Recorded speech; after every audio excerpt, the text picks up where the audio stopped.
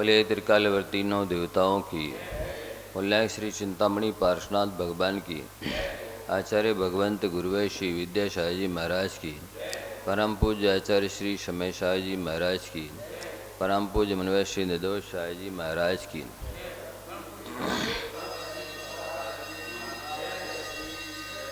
आवाज़ बहुत कम है।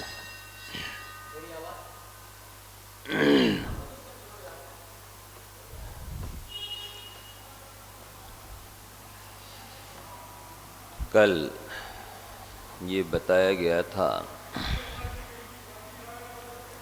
कि वो एक व्यसनी व्यक्ति, एक चोर व्यक्ति साधु की संगति में आया और उसने नियम ले लिया कि हम प्रतिदिन दर्शन करेंगे, 10 मिनट स्वाध्याय करेंगे, 5 मिनट चिंतन करेंगे। उसने ये नियम लिया, वर्षों तक वो स्वाध्याय करता रहा। फिर जुआड़ी होने की वजह से एक दिन देर से मंदिर में गया। मंदिर के दरवाजे बंद हो गए थे। तब उसने झरोखे से दर्शन तो कर लिए, लेकिन स्वाध्याय कैसे करे? तो उसने जिम में हाथ डाला और ताश की पत्तियों को चौके पर बिछाया और ताश की पत्तियों के माध्यम से अपना चिंतन शुरू कर दिया। उसने पहले चिंतन तो किया ही नहीं था, भूल ही गया था। उसे ध्यान ही नहीं रहा कि हमने स्वाध्याय के साथ साथ चिंतन करने का भी नियम लिया है। तो उस दिन वो ताश की पत्तियों के माध्यम से चिंतन करने लगा। 4 पत्तों तक का चिंतन हमने आपको कल सुनाया था। अब उसको रख दिया, 5 नंबर वाले पत्ते को उठाया और सोचने लगा कि ये क्या कह रहा है हमसे। तो उसने एक कहानी पढ़ी थी। एक चोर था, तो वो चोर भी साधु की संगति में आके प्रवचन सुनने लगा था, लेकिन चोरी नहीं छोड़ पा रहा था। तो उससे महाराज ने कहा, ये काम करो, आप चोरी करना नहीं छोड़ पा रहे तो झूठ बोलना छोड़ दो। चोरी करना नहीं छोड़ पा रहे तो झूठ बोलना छोड़ दो। उसने कहा कि कोई सत्य बोलकर चोरी कर सकता है? चोरी तो झूठ बोल करके ही की जाती है। लेकिन नहीं, महाराज ने कहा कि नहीं, सत्य बोल करके भी चोरी की जा सकती है। उसने कहा यदि सत्य बोलकर चोरी की जा सकती तो मेरा झूठ बोलने का त्याग, नियम ले लिया। मैं आज से झूठ नहीं बोलूँगा, लेकिन चोरी करूँगा। हाँ, चोरी कर सकते हो लेकिन झूठ नहीं बोलना। झूठ बोलकर त्याग कर दिया उसने बोलना, और वो राज दरबार में गया। द्वारपाल ने पूछा, कौन हो? बोले चोर। कहाँ जा रहे हैं? बोले चोरी करने। उसको विश्वास नहीं हुआ। ये चोर है, अपने मुंह से कहेगा कि हम चोर हैं, चोरी करने जाएगा और कहेगा कि हम चोरी करने जा रहे हैं। विश्वास ही नहीं हुआ। उसने कुछ नहीं कहा, जाने दिया अंदर। जितने भी द्वार पड़े सब द्वारपालों को उसने यही उत्तर दिया, कौन हो? बोले मैं चोर हूँ। कहाँ जा रहा है? बोले चोरी करने। किसी को विश्वास नहीं हुआ। सारे द्वार पार करके अंदर चला गया, कोस खजाने तक पहुँच गया, और उसने जो कुछ ले सकता था, चुरा सकता था, सोना चांदी ले लिया, वापस निकला। कौन है? बोले चोर। कहाँ जा रहा है? बोले चोरी करके ले जा रहा है।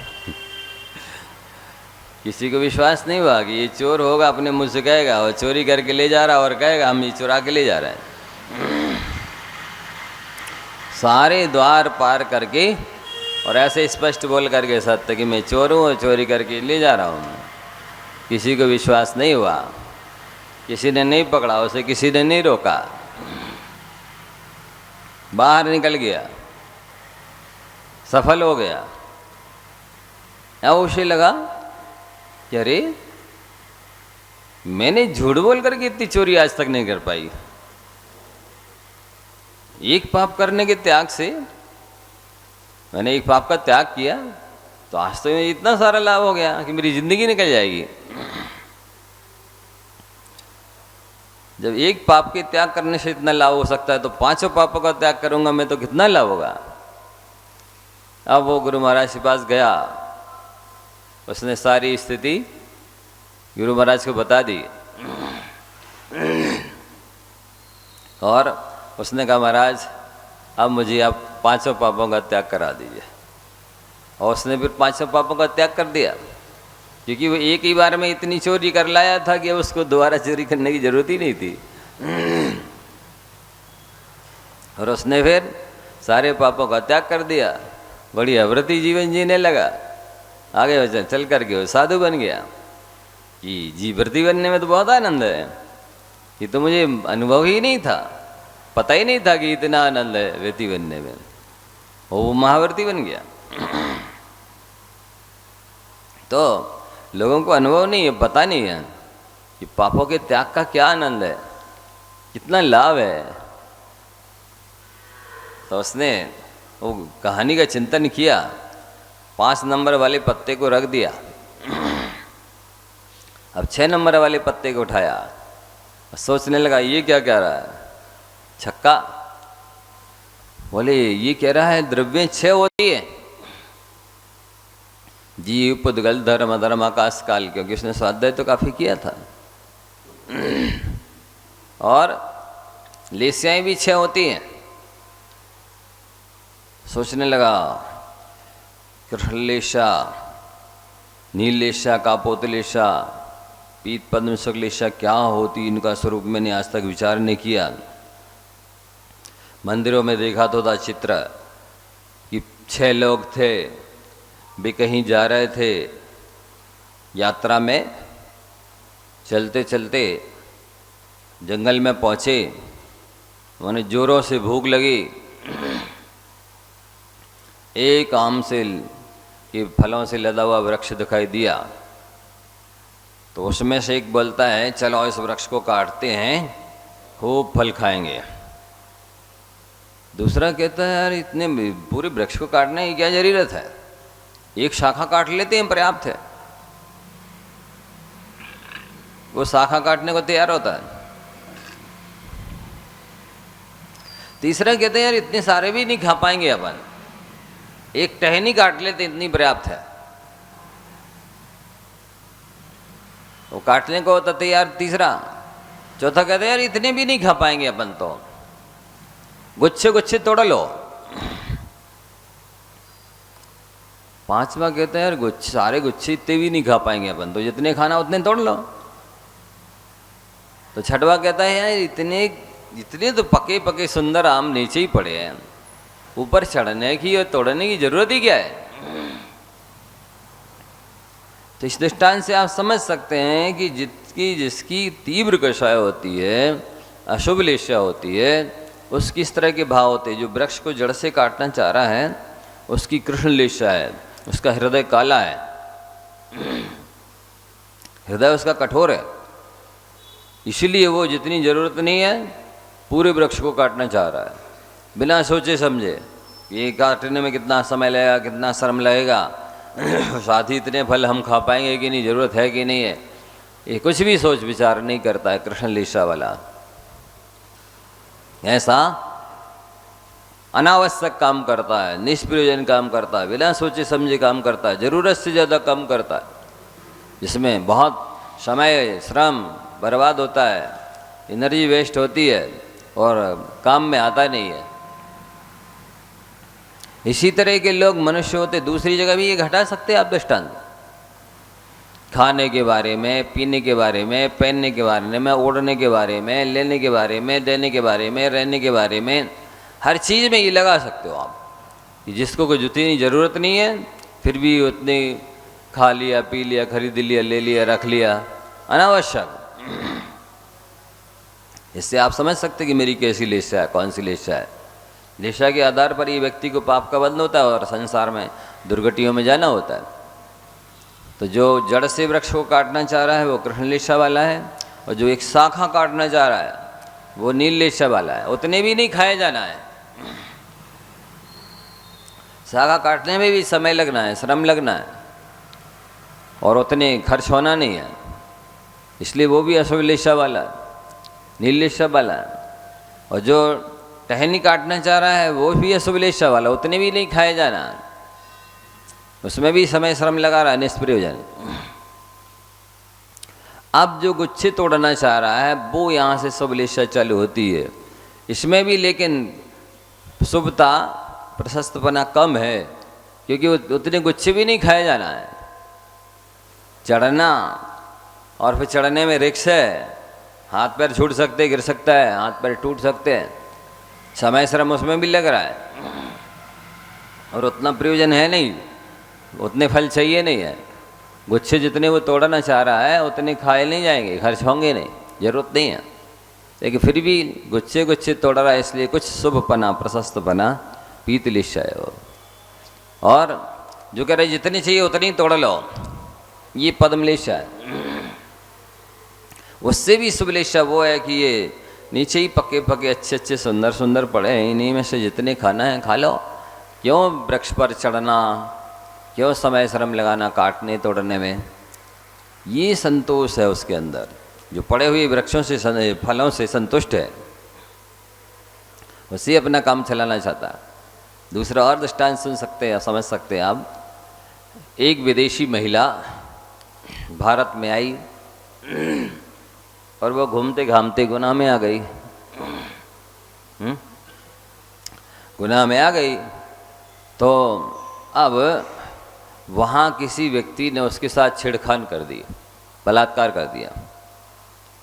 अब वो जब वापस गई विदेश, अपने देश में, तो वहाँ 6 लोग खड़े थे। कितने लोग?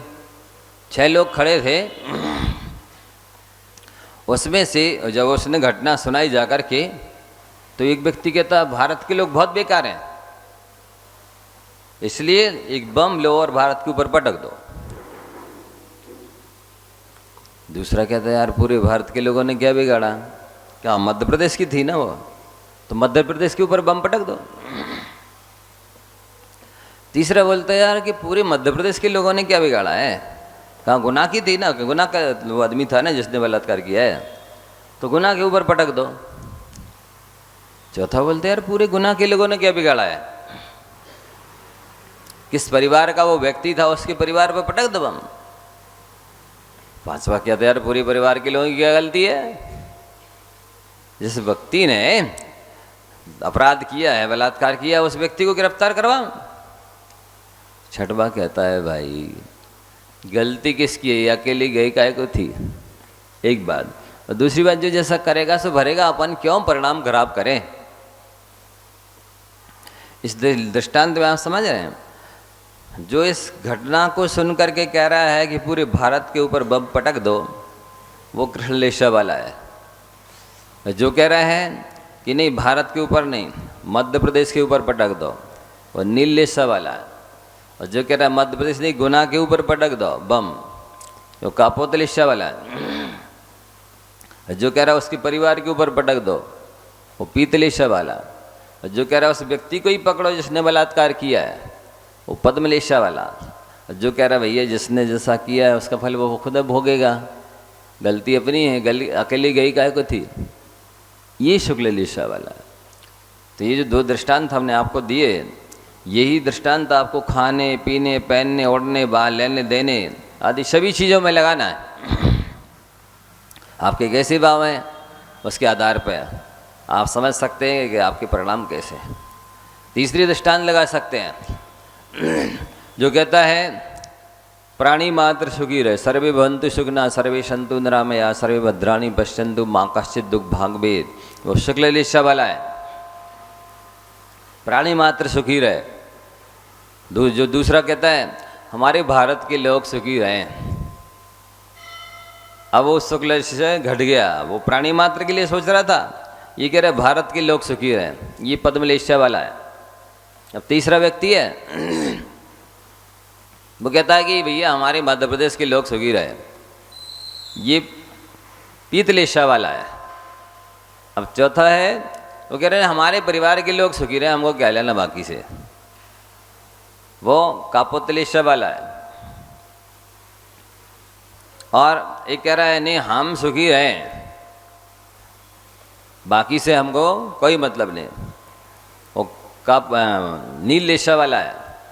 और जो कह रहा है सारी दुनिया भाड़े में जाए, सबको मरने दो, हमें क्या लेना था किसी से, ये कृष्ण लेशा वाला है।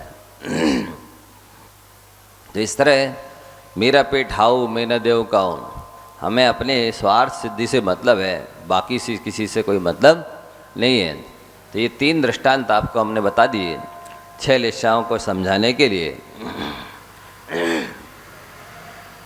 तो वो जो व्यसनी व्यक्ति था जो ताश के पत्तों के माध्यम से अपना चिंतन कर रहा था, वो 6 नंबर वाले पत्ते के माध्यम से 6 लेशाओं के बारे में विचार करता है कि अरे आज तक मैंने तो दूसरे के बारे में कभी भले के बारे में सोचा ही नहीं, मेरी तो कृष्ण लेशा है,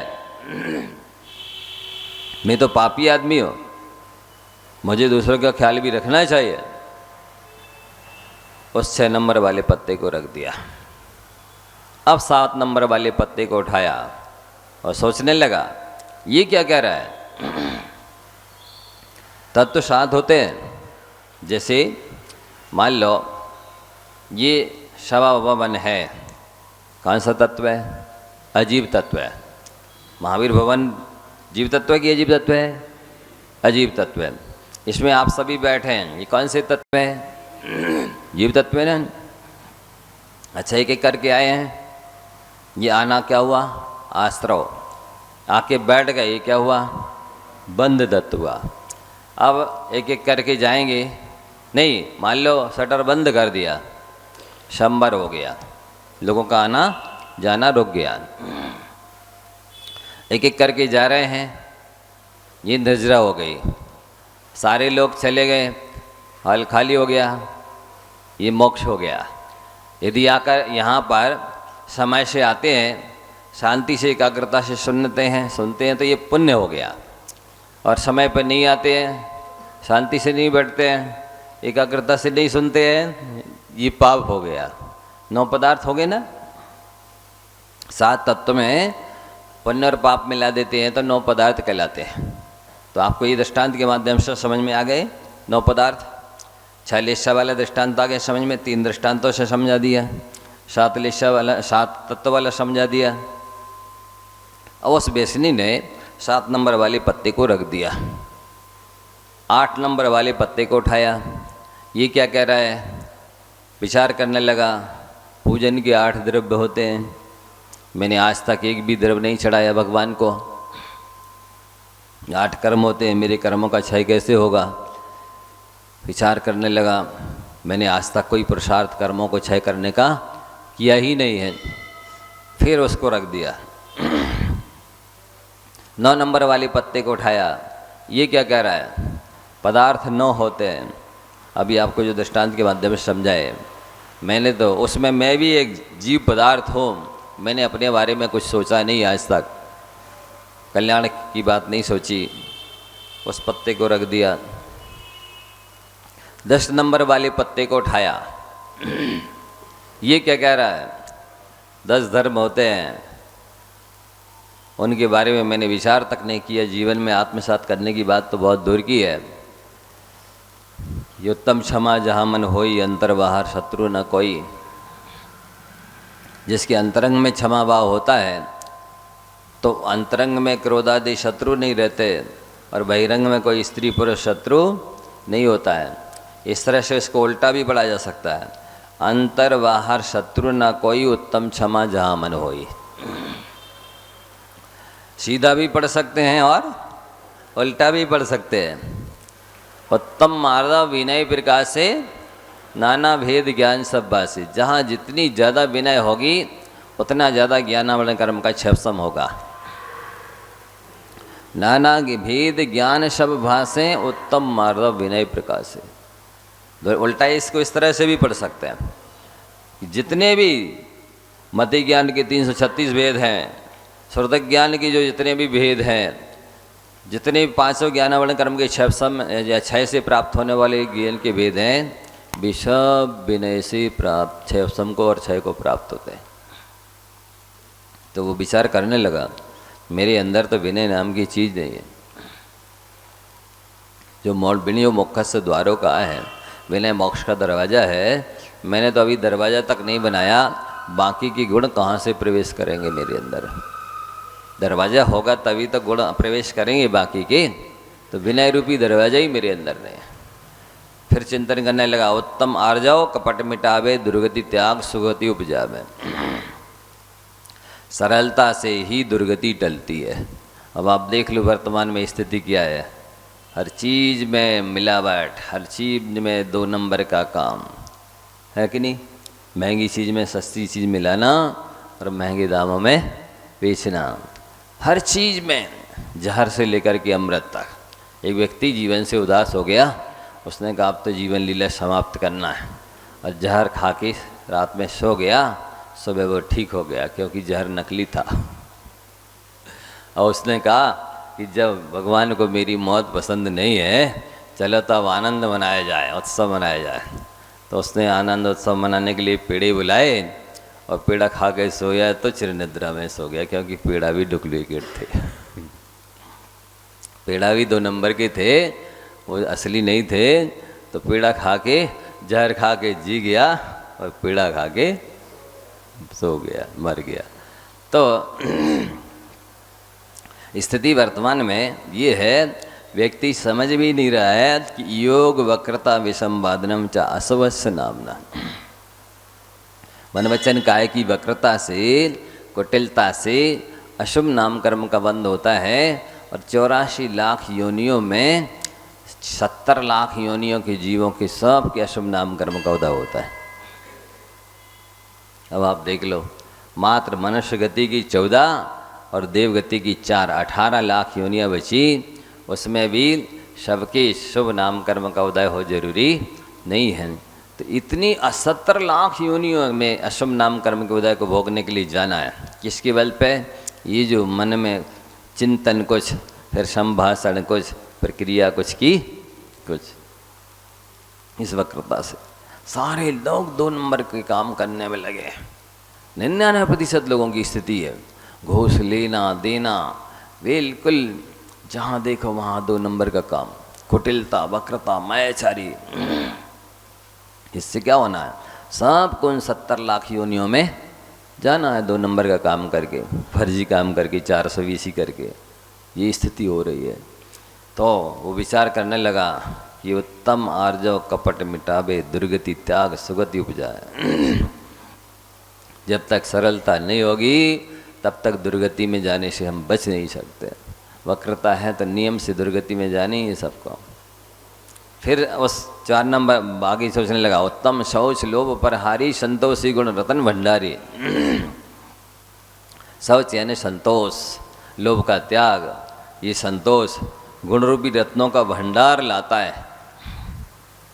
जिसके अंदर संतोष आ जाता है तो एक संतोष रूपी गुण के आते ही भंडार, गुण रूपी रत्नों का भंडार आता है उसके पास। बताओ किसे संतोष है? खाने में संतोष, ना पीने में संतोष, ना पहनने में संतोष, ना ओढ़ने में संतोष, ना आने जाने में संतोष, ना देखने बोले में, किसी चीज में संतुष्टि तृप्ति होती ही नहीं। इतना असंतोष है। बड़वा नल की तरह सब पूरे समुद्र का पानी पी जाए जैसे, ऐसा असंतोष है। संतोष रूपी गुण जब नहीं है तब बाकी के गुण तो आते नहीं है। उत्तम सत्य वचन मुख बोले, सो प्राणी संसार न डोले। कौन सा? सो प्राणी संसार न डोले उत्तम सत्य वचन जो मुख बोले। दोनों तरफ से पढ़ सकते हैं, इस तरफ से भी और इस तरफ से भी। कौन सा प्राणी संसार में नहीं डोलता है? चरगति 84 लाख योनियों में नहीं भटकता है, जो सत्य वचन बोलता है। बताओ 24 घंटे में कितनी देर सत्य बोलते और कितना असत्य बोलते हैं। उत्तम संयम पाले ज्ञाता, नरभाव सफल करे ले साता। कौन नरभाव को सफल करता है? जो जीवन भर संयम पालता है वो नरभाव को सफल करता है और ले साता, साता को साता को प्राप्त होता है। संयम नाम की चीज़ नहीं है किसी भी विषय में। संयम ले लो, नहीं नहीं महाराज जी हमसे नहीं हो सकता। आपका अज्ञान है, आपको संयम कठिन लग रहा है। देखो मैं आपसे बताता हूँ, आप सब में से कितने लोगों को विदेश जाना है बताइए? जाना है किसी को? अच्छा बताओ नहीं जाना है, चलो सबने मना किया, तो आपके विदेश जाने का त्याग है? 1-2 लोगों का नहीं। यदि आप जीवन में एक बार भी नहीं जाएं, लेकिन यदि त्याग नहीं है तो आपको 12 महीने 24 घंटे जीवन भर पूरे संसार में घूमने का पाप लग रहा है। 24 घंटे 12 महीने पूरे जीवन, पूरे 343 घनारों प्रमाण लोक में घूमने का पाप लग रहा है। अब जितने भी कारखाने हैं, मिले हैं, ट्रेनें हैं, फ्लाइट हैं, 2 व्हीलर हैं, 4 व्हीलर हैं, जितना आरम परिग्रह हो रहा पूरे संसार में, उन सब का पाप आपको लग रहा है। क्यों? क्योंकि आपके आने जाने का नियम नहीं है कि हम भारत के बाहर नहीं जाएंगे। ले लो अभी तक नियम कि मैं भारत के बाहर जाने का त्याग, ठीक है, सबका हो गया। मान लो 1 या 2 देश में कहीं जाना, तो उसको छोड़ करके बाकी का त्याग कर दो। नहीं कर सकते? कर दो तो। कितना सरल है। सारा जितना आरम परिग्रह विषय कषाय हो रहा है वहां पर सीमा के बाहर, उसका अपन को त्याग हो जाने से दोष नहीं लगेगा। तो अज्ञान से पाप लग रहा था ना, ये अज्ञान से दोष लग रहा था ना, कि जाना भी नहीं है, जाते भी नहीं है, जाएंगे भी नहीं, लेकिन त्याग भी नहीं। तो अब ये आपने नियम ले लिया कि भारत के बाहर नहीं जाएंगे, इतने सारे आरम परिग्रह से बच गए। कुछ करना तो पड़ा ही नहीं है, कोई काम नहीं रुका। नहीं, जो भी हम तीर्थ यात्रा करेंगे भारत के भीतर ही करेंगे। जो भी व्यापार करेंगे हमारे भाग्य में होगा तो यहीं सफल हो जाएंगे, नहीं होगा तो कहीं भी चले जाए नहीं होंगे सफल।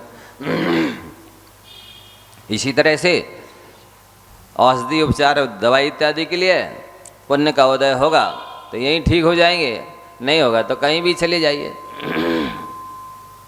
पाप के उदय में अमृत जहर रूप हो जाता है, पुण्य के उदय में जहर भी अमृत रूप हो जाता है। इसलिए विश्वास रखिए कि नहीं, जो कुछ करेंगे हम भारत के भीतर ही करेंगे। भारत के बाहर जाने आने का हर तरह से त्याग कर दिया कि नहीं सबने? कभी जाएं भी न और त्याग भी न करें, क्योंकि वहाँ नरक खराब है ना। यदि नरक आयु बनाई गई होगी, अभी 343 गणराज्य प्रमाण में सारे लोगों में भटकना बाकी रह गया होगा, भटक नहीं होगा तो कैसे त्याग करेंगे?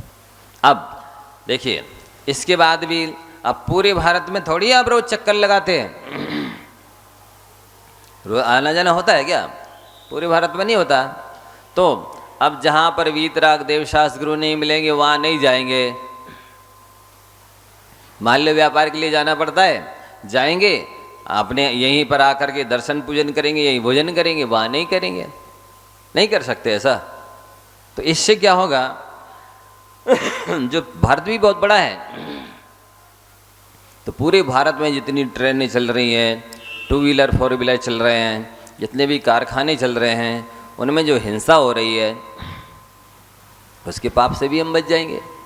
लो ये भी व्रत हो गया और कुछ भी करना नहीं पड़ा, कोई काम नहीं रुका, कोई बात नहीं रुकी।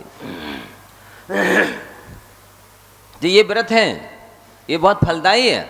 आपकी आस्था व्रत नियम संयम के प्रति होनी चाहिए, तो आप बहुत पुण्य कमा सकते हैं ऐसा नियम लेकर के।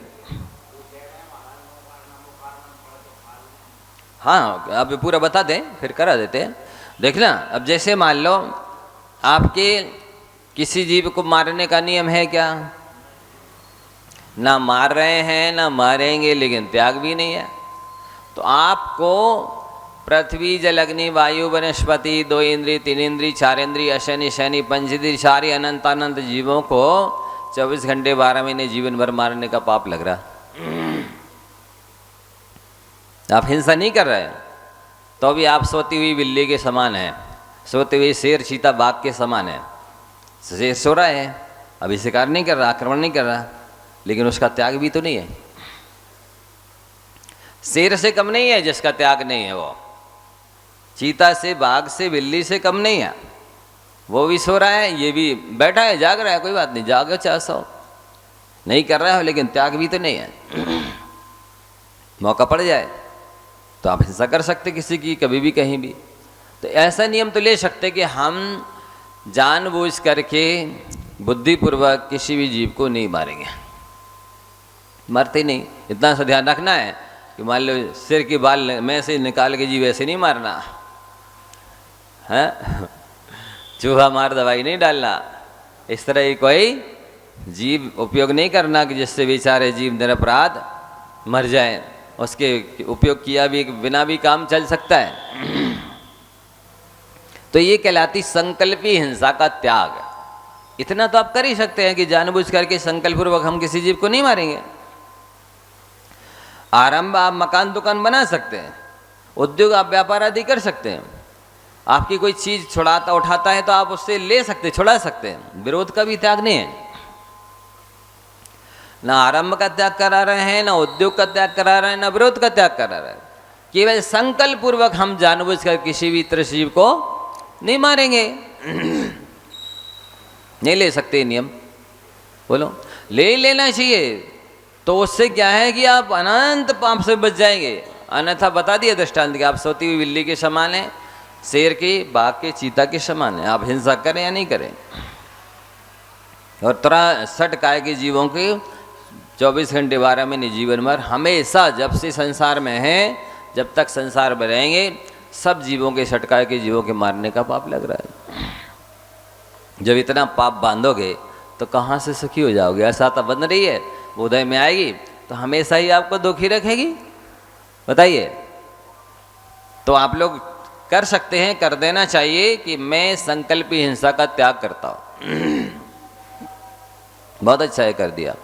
अब आप मान लो झूठ बोलने का त्याग नहीं है आपका, तो आप 24 घंटे 12 महीने झूठ ही बोल रहे हैं। बोले या नहीं बोले? त्याग नहीं है तो कभी भी बोल सकते, किसी से भी कहीं भी बोल सकते आप झूठ, क्योंकि आपका त्याग नहीं है। तो आपको निष्प्रयोजन झूठ बोलने का त्याग कर देना चाहिए, जिसमें हम आपको कोई प्रयोजन सिद्ध नहीं हो रहा है और जिसमें दूसरे का बुरा हो रहा हो, हानि हो रही हो, मरण हो रहा हो, ऐसा झूठ हम नहीं बोलेंगे। आपका कोई काम नहीं रुकेगा, ना कोई व्यापार, ना कोई गृहस्थी, ना कोई रिश्ता, बल्कि और अच्छे बनेंगे इससे। त्याग कर दो ऐसे झूठ का। निष्प्रयोजन झूठ नहीं बोलेंगे, किसी का हानि हो, मरण हो, ऐसा झूठ नहीं बोलेंगे। तो ये व्रत हो गया। कोई काम नहीं रुका, कोई बात नहीं रुकी, कोई व्यापार, कोई रिश्तेदारी, कुछ भी नहीं रुकी। इसी तरह से किसी की गिरी हुई, पड़ी हुई, भूली हुई चीज है, हम उसको बिना दी हुई नहीं लेंगे। इसको तो गवर्नमेंट भी आपको सजा देती है, अपराधी घोषित करती है, पापी घोषित करती है, चोर घोषित करती है। ये तो पंचशील कहलाते हैं, सोशल साइंस में पढ़ाए जाते हैं कि पंचशील सभी सामाजिक प्राणियों के पास होने चाहिए। पंचशील का पालन करना ये सभ्यता मानी जाती है, व्यवहारिकता मानी जाती है। इसको वो लोग भी सभ्यता ही मानते, व्रत ही नहीं मानते। अपनी शास्त्रीय दृष्टि से तो ये व्रत है, ये संयम है। इससे बहुत भारी पाप से बच जाएंगे आप। क्या ऐसा नियम नहीं ले सकते कि किसी भी गिरी हुई, पड़ी हुई, भूली हुई चीज को हम बिना दिए नहीं लेंगे? आपकी नहीं है तो आपको लेना नहीं चाहिए। आप एक बात सुन लीजिए, यदि आपके हिस्से की जो चीज नहीं है, वो कपड़े हों, भोजन हो, जमीन हो, सोना चांदी हो, कोई भी चीज हो, आप ले लेंगे, ये मान के चलिए कि आपके गांठ का हिस्से का जो आपके स्वामित्व का धन है वो भी जाएगा। दूसरे का धन वो तो जाएगा ही, आपके हिस्से का गांठ का और लेके जाएगा।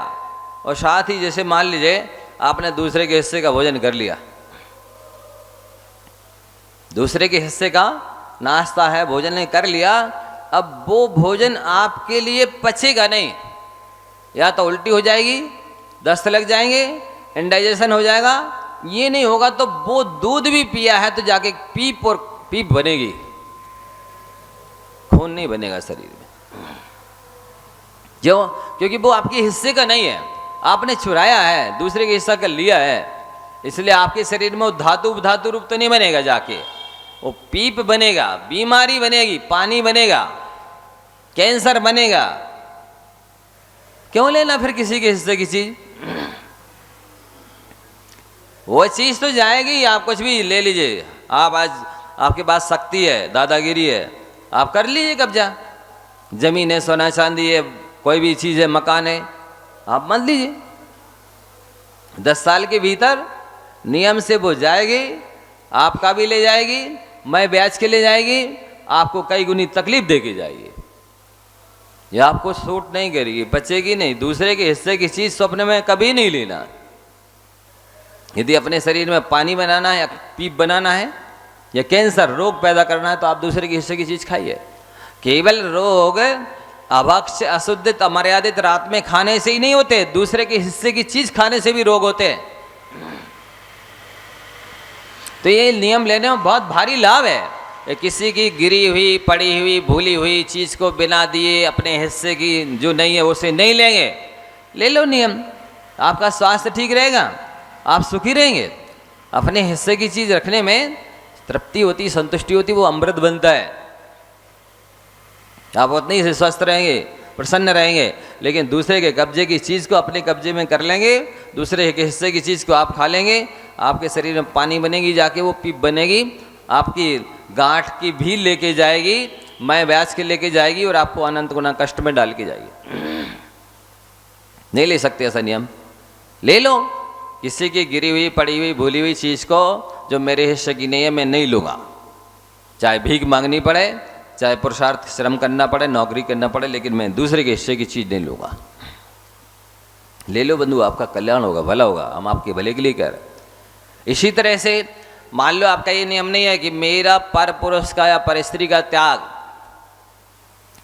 तो जितनी भी देवियां हैं, जितनी भी त्रियंशनी पशु जाति की स्त्रियां हैं, जितनी मनुष्य जाति की स्त्रियां हैं, आप 24 घंटे 12 महीने जीवन भर सबके साथ व्यभिचार कर रहे हैं। अब देख लीजिए, स्त्री जाति की योनियां पुरुषों से त्रिगुनी होती है, चाहे वो त्रियंशनी हो, चाहे देवी हो, चाहे मनुष्यनी हो, सब में त्रिगुनी होती है। इतनी सारी स्त्रियों के साथ आप भोग रहे हैं, व्यभिचार कर रहे हैं। पाप नहीं लग रहा है इससे? पाप लगेगा तो आप सुखी होंगे भविष्य में। तो नहीं ले सकते नियम के, मैं जिसके साथ शादी हुई है या होगी उसी के अलावा बाकी सब मेरे लिए भाई पिता पुत्र की तरह हैं या बहन पुत्री माँ की तरह हैं। आप अपना भला चाहते हैं तो ये नियम ले लीजिए, आपका कल्याण होगा। कि 100 स्त्री 100 पुरुष के अलावा अन्य का त्याग, ये भी व्रत है, ये भी संयम है। सीता की यही व्रत था जिसने अग्नि कुंड ने जल कुंड बनाया है। द्रौपदी है, रेणुमजूसा है, ये महासतियाँ बाल ब्रह्मचारिणी नहीं थी, इनका एक पति का व्रत था, उसने इतना से चमत्कार पैदा किया है। ले लो बंधुओं, नहीं तो तीनों गतियों में, नरक में तो स्त्रियां हैं नहीं, तीनों गतियों की स्त्रियों के साथ अब व्यभिचार कर रहे 24 घंटे 12 महीने, जब से संसार में, जब तक संसार में रहेंगे। ले लिया नियम कि हमारे इस पर पुरुष पर स्त्री का त्याग, बहुत भारी पाप से बच गए आप। आपने नियम ले लिया और कुछ भी आपको करना नहीं पड़ा और जीवन में संयम हो गया।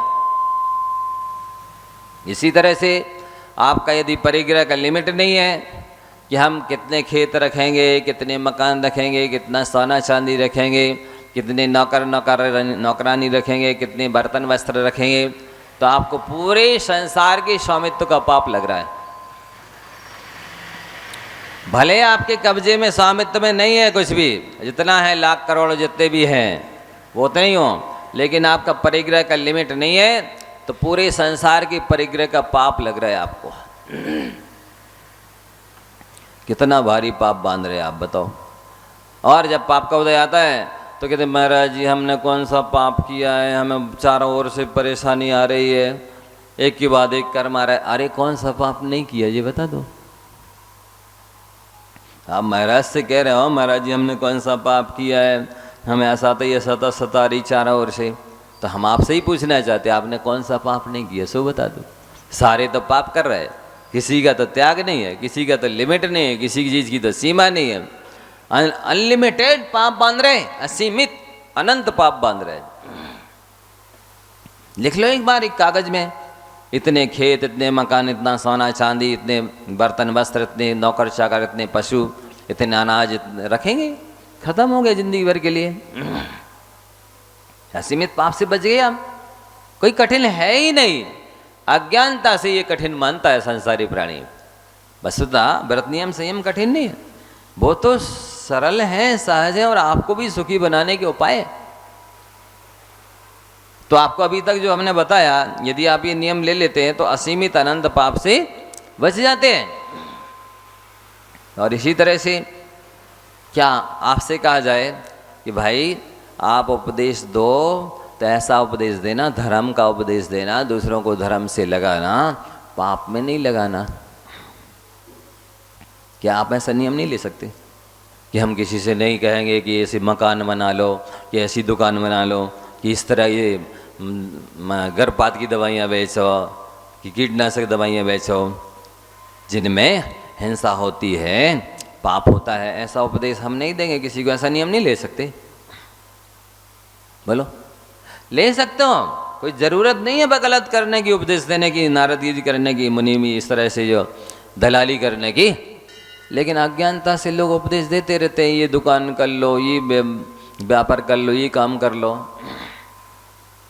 जो संसार बढ़ाने वाले हैं, जिसमें सटकाए के जीवों की हिंसा होती है। आप चाहें तो ऐसा नियम ले सकते हैं, ले लेना चाहिए कि हम किसी को पाप का उपदेश नहीं देंगे, ये आपके व्रत हो गया।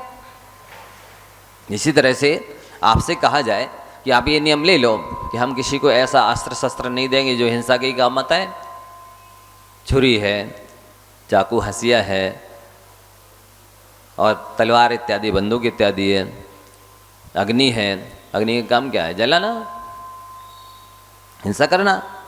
रस्सी है, कोई फांसी लगा ले। निर्मा है, जीवों की हिंसा का ही साधन है। तो ऐसी कोई चीज़ हम हिंसा की दूसरे को नहीं देंगे। चल सकता है विवेक रखो, पाप से बचना चाहते हो तो हिंसा के उपकरणों को किसी को नहीं देना। कठिन है ये? नहीं है कठिन। अज्ञानता से समझता है ये प्राणी कठिन, और नियम नहीं ले रहा है तो प्रतिक्षण पाप लग रहा है। पाप का उपदेश देने का पाप लग रहा है, हिंसा के उपकरणों को देने का पाप लग रहा है। तो नियम ले लो कि हम किसी को हिंसा के अस्त्र शस्त्र नहीं देंगे, नहीं बेचेंगे, नहीं रखना पड़ते हैं। रखोना तो बहुत अच्छा है, लेकिन अपने लिए रखना पड़ता है तो छुपा के रखो। हमें चाहिए पड़ते हैं तो छुपा के रखो, दूसरे को नहीं देंगे, इतना नियम तो ले लो। यदि आप पाप से बचना चाहते तो ले सकते हैं, ले लेना चाहिए।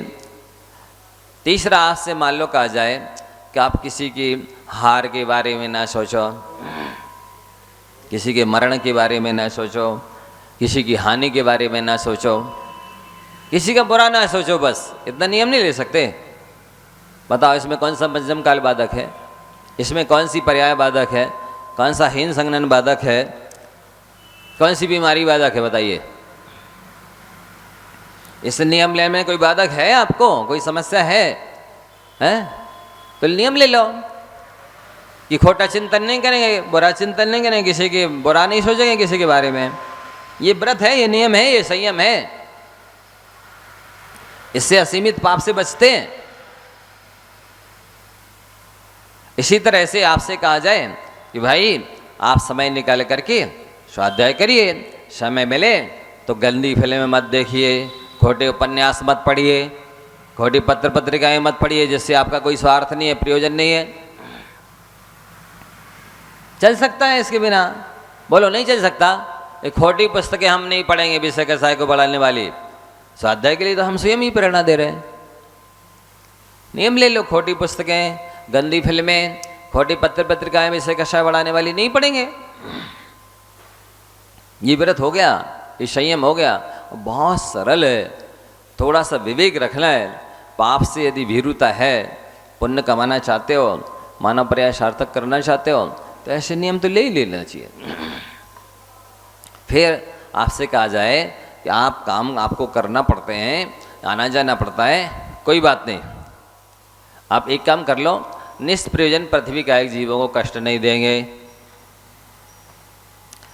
ज़रूरत से ज़्यादा पानी नहीं फेंकेंगे, कम से कम पानी में काम चलाएंगे, घी दूध की तरह पानी का उपयोग करेंगे, निष्प्रयोजन अग्नि लाइट का दुरुपयोग नहीं करेंगे, जितनी आवश्यकता उतना उपयोग करेंगे, निष्प्रयोजन कूलर पंखा ऐसी हवा नहीं चलाएंगे।